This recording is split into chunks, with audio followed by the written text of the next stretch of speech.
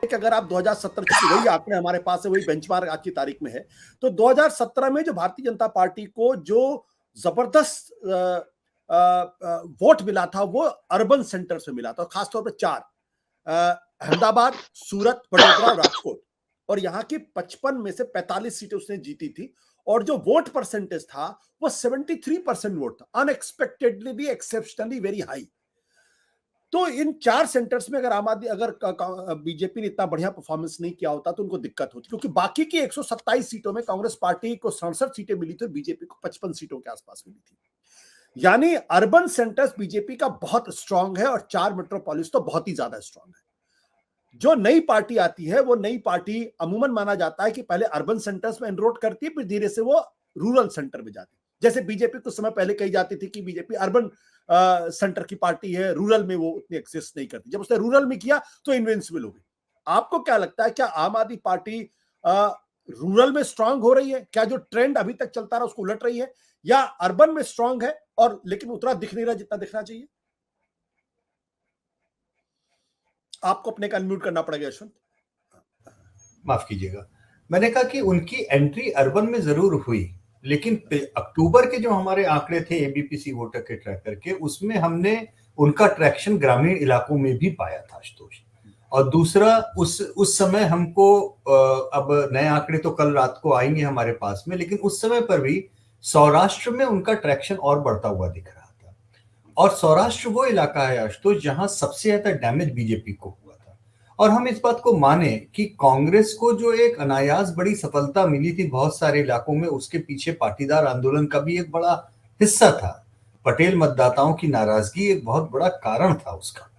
आज की तारीख में उन 3 लड़कों की राजनीति में से 2 लड़के बीजेपी में ऑलरेडी आके बैठे हुए हैं। पाटीदारों का वो गुस्सा कोई बीजेपी के खिलाफ व्यक्तिगत रूप से ऐसा भी दिख नहीं रहा है। तो कुल जमा मुझे लगता है कि आम आदमी पार्टी को जो लोग एक केवल वोट कटवा या उस तरीके की बात कर रहे थे आशुतोष, मुझे लगता है ये मामला उससे ज्यादा गंभीर है। कारण यह है, वोट कटवा राजनीति आशुतोष आप अपने उत्तर भारत में भी समझिए, जो पार्टी 5% 10% तक पोल करे कुछ जीतने की स्थिति में न रहे, वो तो वोट कटवा माना जाए। जैसे ही वो थ्रेशोल्ड 20% के ऊपर पहुंचने लगता है तो मुझे लगता है वो वोट कटवा से कहीं आगे बढ़कर थोड़ी सी गंभीर राजनीति की ओर जा रहा होता मामला।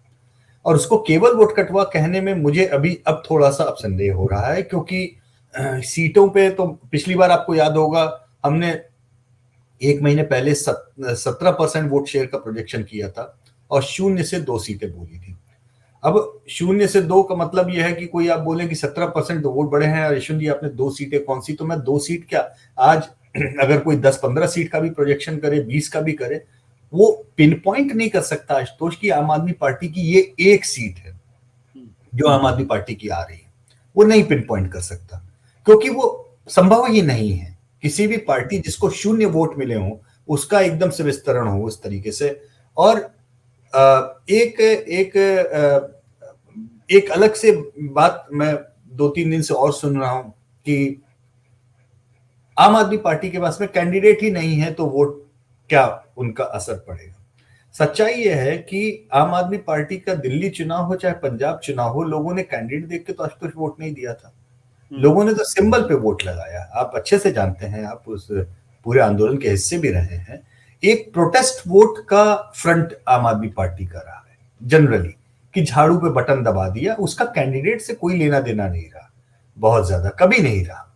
अब ये प्रोटेस्ट वोट किसके खिलाफ, ये बड़ा विचित्र है समझना। जैसे प्रोटेस्ट वोट किसके खिलाफ, भाई दिल्ली में अगर मान लीजिए तो कांग्रेस बीजेपी दोनों के खिलाफ, पंजाब में मान लीजिए तो अकालियों और कांग्रेस के खिलाफ, बीजेपी तो वहां पे थी नहीं कहीं पर भी दूर दूर तक, तो एक पड़ गया, अच्छे से पड़ गया। अब अगर आम आदमी पार्टी का ग्राफ गुजरात में बढ़ रहा है तो ये प्रोटेस्ट किसके खिलाफ है, सवाल यहां पर ये है। और मुझे वो जवाब ढूंढने में जब मैं देखता हूं कि आम आदमी पार्टी चाहे हमारे आंकड़ों में चाहे सीएसडीएस के आंकड़ों में मूलतः कांग्रेस के वोट खा रही है, तो एक प्रश्न यहाँ पे उठता है, क्या ये प्रोटेस्ट वोट बीजेपी के खिलाफ जा रहा है या ये प्रोटेस्ट वोट कहीं कांग्रेस के खिलाफ जा रहा है, जो पिछली बार गुजरात की जनता ने 77 सीट कांग्रेस को दे करके ये उम्मीद जताई थी कि कांग्रेस इन्वेस्टेड रहेगी। हम सभी जानते हैं कि कांग्रेस गुजरात में इन्वेस्टेड नहीं रही, और यहां तक कि अभी भी हम लोग लगातार बात कर रहे हैं, इतनी बड़ी भारत जोड़ो यात्रा आ रही जो गुजरात को छू करके बाहर से निकल जा रही है। तो जो इन्वेस्टेड रहेगा आशुतोष, वो काम आएगा उसको।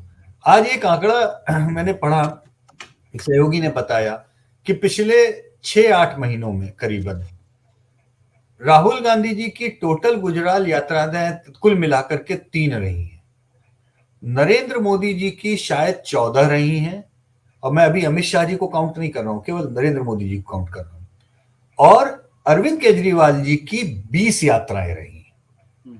तो आप पब्लिक के बीच में इन्वेस्टेड अपने को कैसे रखते हैं? जब आप पब्लिक के बीच में जाते हैं और प्रचार करते हैं, कैंपेन करते हैं, तो अगर एक सामान्य विपक्ष का मतदाता गुजरात का जो है, जो एंटी बीजेपी वोटर है, वो अगर ये महसूस करे कि कांग्रेस हम में इन्वेस्टेड नहीं है, तो इसमें उस मतदाता की गलती को खोजना थोड़ा सा मेरे लिए दिक्कत का काम है।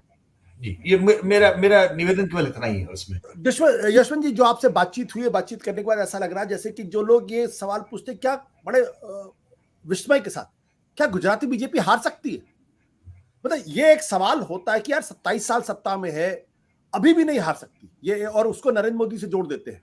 तो वो एक सवाल है, उसका जवाब आपने बहुत करीने से अपने हिसाब से दिया है। जाहिर सी बात है कि जब नंबर्स नहीं तो नंबर्स पर हम बात अभी नहीं कर रहे। सत्य हिंदी का ऐप डाउनलोड करें गूगल प्ले स्टोर पर।